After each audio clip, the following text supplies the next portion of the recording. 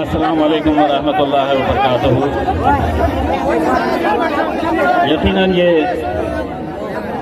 सरों का समंदर देखकर असद साहब ये ज़रूर सोच रहे होंगे, यकीनन ये सोच रहे होंगे कि हर मुश्किल का मैं सामना यही सोच कर लेता हूँ कि धूप कितनी भी तेज हो, समंदर कभी सूखा नहीं करते।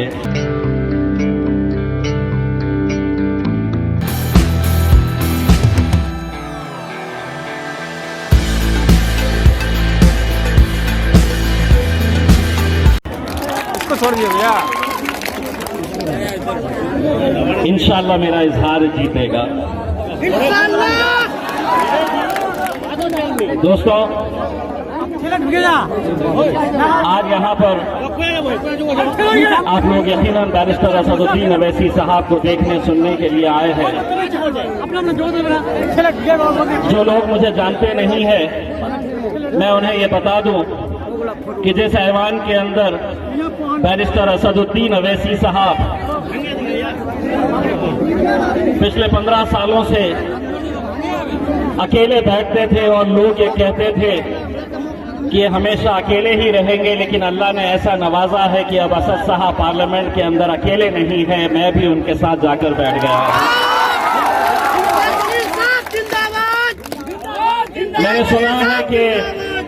मैंने सुना है कि सरकार ने ये ऐलान किया है कि अगर बिहार का इलेक्शन वो जीत जाते हैं,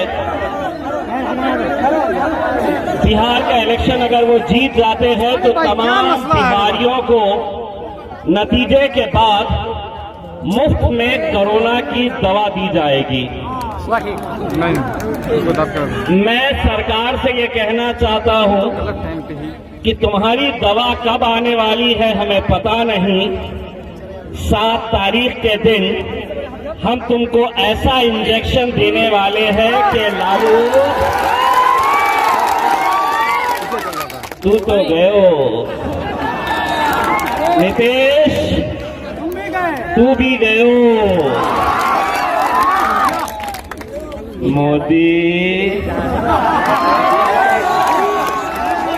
तू तो गयो ही गयो।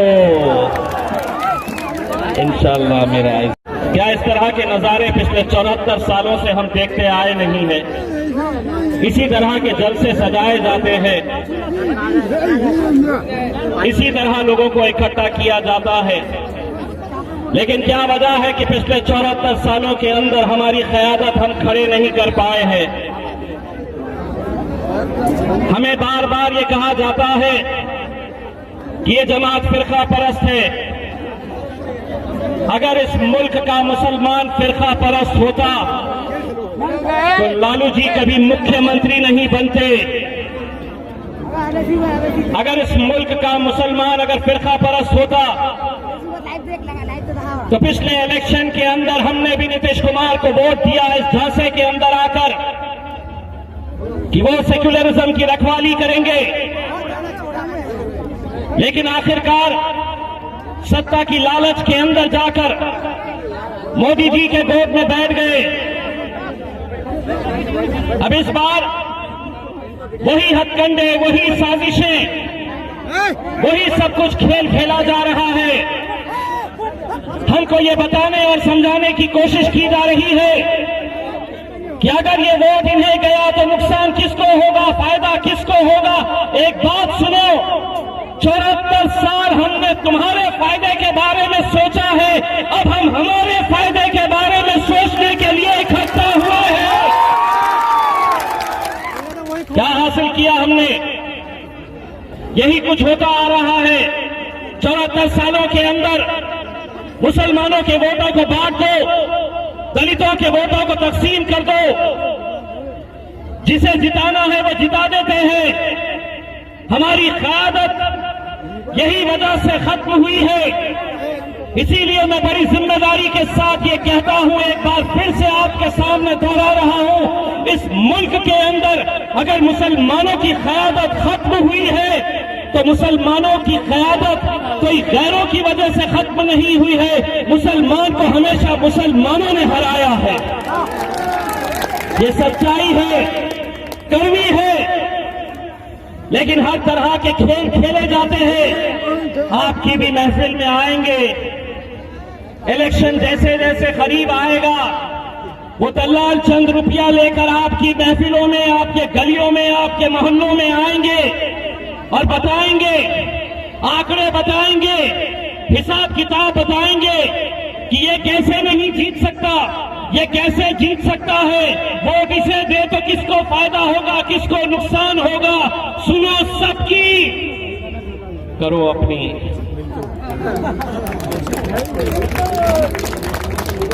यही बात करते करते लोगों को बहकाया जाता है, लेकिन एक बात उनकी सुनो और जाते जाते उन्हें मुस्कुराते हुए ये जवाब दो कि मैं 74 साल से तुझे सुनते आया हूं, तूने जैसा कहा मैंने वैसा किया, तूने जो बोला मैंने वो सुना, लेकिन उस वक्त मजलिस नहीं थी, हम सुनते थे, तुम जो बोलते थे हम करते थे, लेकिन अब मजलिस आई है, अब हम बोलेंगे और तुम्हारे बाप को भी सुनना पड़ेगा।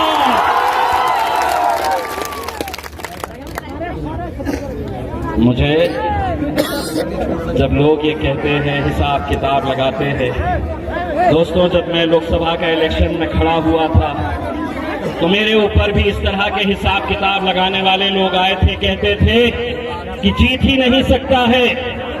लेकिन अल्हम्दुलिल्लाह अगर नौजवानों की ताकत साथ हो, हमारे बुजुर्गों की दुआएं हमारे साथ हो, हमारी माँ और बहनों की दुआएं हमारे साथ हो, तो अल्हम्दुलिल्लाह हमने नामुमकिन को मुमकिन करके दिखाया।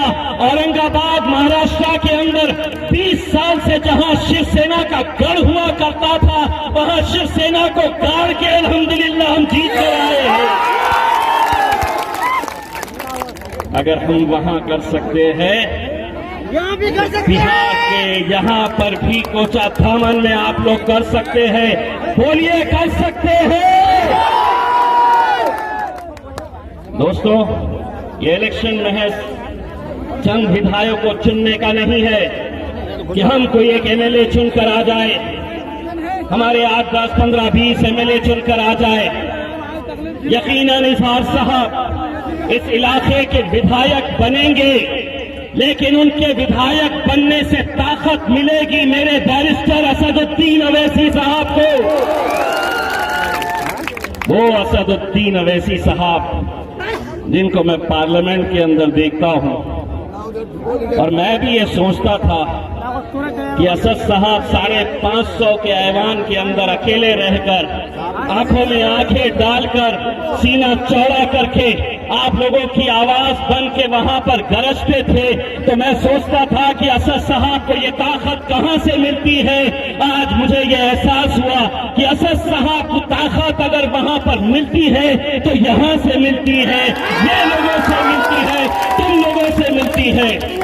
इसीलिए अगर पट गए दोस्तों, अगर बिखर गए दोस्तों, अगर बिक गए, तो ये इलेक्शन महज एक इलेक्शन नहीं है।